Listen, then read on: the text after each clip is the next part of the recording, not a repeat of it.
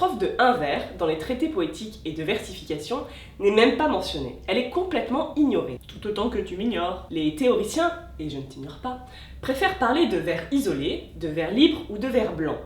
Mais moi, je veux la faire exister et lui donner un nom. Oui! Appelons-le monostrophe. De mono, un, et strophe, strophe. Pas mal. Le terme existe d'ailleurs en anglais, où il désigne à la fois un poème composé d'une seule strophe et un poème dont toutes les strophes ont la même métrique. Ah. Oui, donc le terme en fait ne convient pas tout à fait, car monostrophe signifie davantage une seule strophe que strophe d'un seul vers. Ouais, bon ça va, au moins je suis forte de propositions. Monostique est plus adapté, je trouve. Un moustique qui a un monosourcil. Et le terme existe d'ailleurs, en fait, je n'invente rien. Hein. Le CNRTL, qui l'appelle aussi le monostiche, le définit comme qui n'a qu'un seul vers.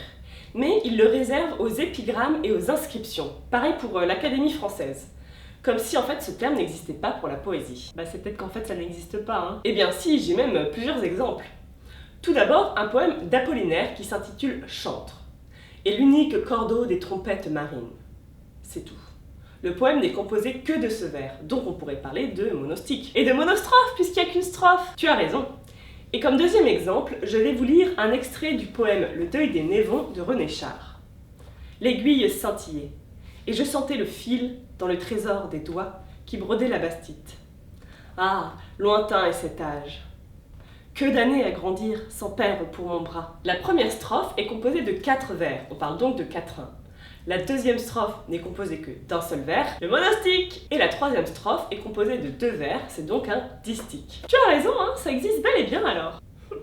Mais c'est fou ça, alors que personne n'en parle. Oui, ressusciter le monostique. Soyons fous, et soyons poètes aussi, et vulgarisons la poésie.